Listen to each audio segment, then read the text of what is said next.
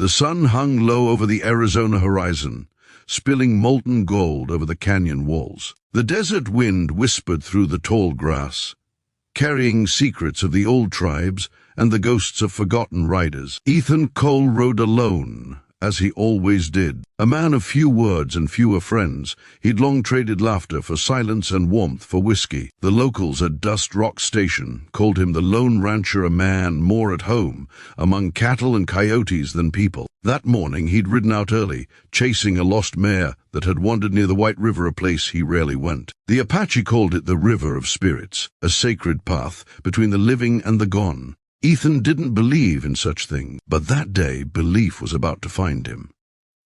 As he neared the riverbank, his horse Dusty stopped suddenly, ears twitching. Then came the sound of faint, desperate cry cutting through the hum of the wind. Ethan turned sharply, scanning the water. At first, he saw only ripples and sunlight, then a flash of dark hair, a hand, a woman's face half submerged, her eyes wide with terror. Without a second thought, Ethan threw off his coat, boots, and hat, diving into the icy current. The water hit him like a hammer, but his arms cut through it with raw strength. The woman struggled, her limbs tangled in a swirl of reeds. He caught her just as she began to sink. Her skin was cold, her breath fading. He pulled her to the shore, coughing and shivering, her long raven hair clinging to his arms like silk threads. When her eyes fluttered open, they weren't just brown, they were deep amber, like molten fire in the fading light. She spoke in a trembling whisper, her voice soft but firm. "You shouldn't be here, white man. This is sacred water." Ethan caught his breath, watching her closely. "Maybe. But you'd be part of that water if I hadn't been." Her lips curved slightly, a shadow of a smile, proud and wary. "You don't understand.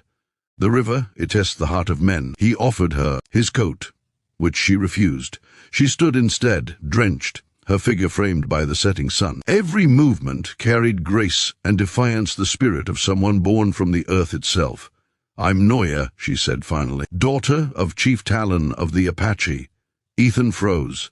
He'd heard the name. Chief Talon was known for his fierce protection of tribal lands. Any outsider caught beyond the ridge was warned never to return. "You're far from your camp," Ethan said. "What were you doing alone?" Her gaze hardened. "Not alone. I came to offer the river a prayer for my brother. He was taken by your people." The air grew still. Ethan didn't answer. The silence between them was heavier than the storm clouds gathering in the west. Thunder cracked in the distance. A storm was rolling in. "Come," Ethan said, motioning to his horse. "There's a cabin nearby. You'll freeze out here." Noya hesitated, her instincts torn between pride and survival. But the wind howled, and the first drops fell cold and merciless. She followed. They rode in silence through sheets of rain, lightning flashing across the desert plains. When they reached the cabin, the fire was the only light for miles. Ethan helped her inside, handing her a blanket. She didn't thank him. Apache warriors didn't thank strangers. But her eyes lingered on him, curious and conflicted. He turned to pour coffee into 2 tin cups. "So, daughter of Talon, am I to expect a war party at my door for saving you?" She smirked, the firelight dancing across her face. "Maybe. But they would thank you first." Ethan chuckled softly, the first sound of humor in years.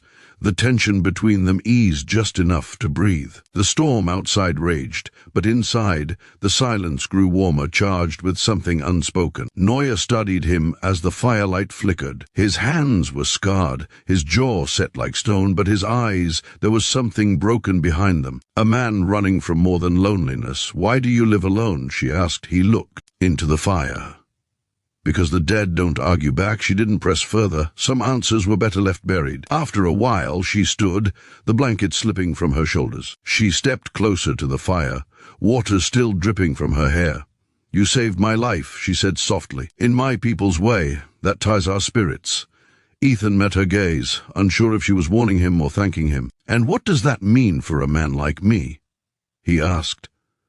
Noya's eyes shimmered like the river under moonlight. "It means the river isn't done with you yet." She walked toward the door, opening it just enough to feel the storm's breath on her face. Lightning illuminated her silhouette, fierce and untamed.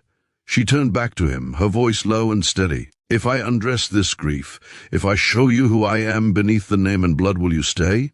Ethan's breath caught. The question wasn't about her body, it was about her spirit. about truth, about two broken souls standing at the edge of something neither could name. He stepped closer, his voice barely a whisper. "I've stayed through storms worse than this, but maybe this one's worth it." For a heartbeat, they simply stared at each other, the rancher and the daughter of a chief, two worlds divided by land and law, now bound by water and fate.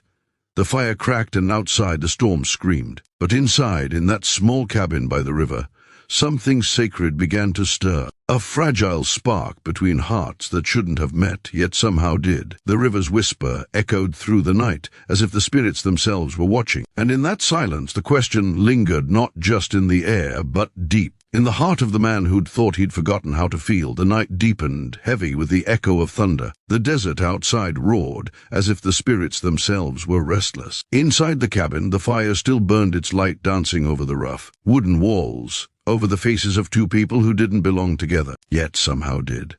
Ethan Cole sat by the window, his hat shadowing his face, eyes fixed on the storm. Across the room, Noya sat by the fire, silent. The sound of rain on the roof was the only thing that filled the space between them.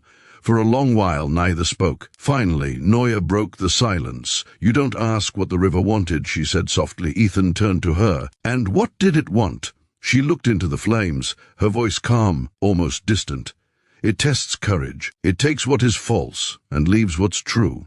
You jumped in to save me without fear. But the river," she paused, "it doesn't test the body. It tests the heart." Ethan's jaw tightened. "My heart's been tested enough." Noya's eyes lifted to meet his. "Then why does it still beat like it's trying to remember something it lost?" The firelight flickered between them. There was truth in her words, truth that cut deeper than any blade. Ethan looked down at his hands. They were scarred, calloused, marked by years of labor and loss. He'd buried his family on that same land years ago. He'd stopped listening to his heart the day the ground took them. Noya rose from her place, walking slowly toward him. Her footsteps were quiet, almost part of the storm's rhythm. "When my brother was taken," she said, "I wanted to hate your kind. I wanted to let the river drown me instead of being saved by one of you." Ethan's eyes hardened, but her tone wasn't angry. It was weary, raw. But now, she continued, standing close enough that he could see the reflection of the fire in her eyes. "I wonder if the river meant to show me something else, that there are hearts not born of my tribe, yet still bound by honor." He searched her face, unsure how to answer. "You think one good deed can wash away 100 wrongs?" She shook her head. "No, but maybe it starts with one." Outside, the thunder rolled again. The storm was easing, but the air inside the cabin grew heavier. Noya moved toward the table where Ethan's rifle rested. Her fingers brushed the worn metal, tracing the scratches. "You live ready for war, even when no one's fighting you." Ethan gave a quiet, broken laugh. "You don't last long out here if you don't." Her gaze softened. "Maybe, but if all you carry is steel and ghosts, you forget how to carry peace." The words hit him harder than he wanted to admit. He stood slowly, walking toward the fire. "I don't know peace, Noya. I know work. I know pain. I know what it means to keep moving when the world stops caring if you do." Noya watched him, her expression unreadable. "Then maybe the river didn't bring me here for saving. Maybe it brought me here to remind you that life still listens if you let it." Silence again. But this time it wasn't empty, it was full, alive, humming with something ancient and unnamed. Ethan turned, facing her fully. "You talk like you're from another world." She smiled faintly. "Maybe I am, but tonight we share the same one." For a moment, their eyes locked. The world outside faded, the storm, the river, the ghosts. Only the crackle of fire remained, and the quiet heartbeat of understanding between two lost souls. Noya knelt and drew a small symbol into the dirt floor with a piece of charcoal from the fire, a curved line crossing another. "It means to begin again," she said softly. "When the river drowns your past, it asks what you'll build with what's left." Ethan stared at it, then back at her. "And what if I've got nothing left to build with?" "Then start with the truth," she replied. "It's the only thing that doesn't wash away." He didn't answer. Instead, he reached out, touching the edge of the mark she'd drawn. His hand lingered near hers, rough against her smooth skin. The contact was simple, but it carried more weight than words ever could. Outside, the rain slowed. The wind grew gentle. The storm had spent its rage, leaving behind only the sound of dripping water and the faint whisper of the river beyond the hills. Noya stepped back, her eyes drifting toward the window. The moon had broken through the clouds, silver light spilling across the desert. "It's time I return to my people," she said quietly. "They will be looking for me." Ethan's chest tightened. "You walk out there now, you might not make it far before they find me too." She looked over her shoulder, her smile sad but certain.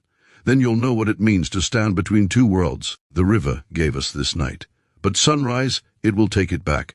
Ethan moved closer.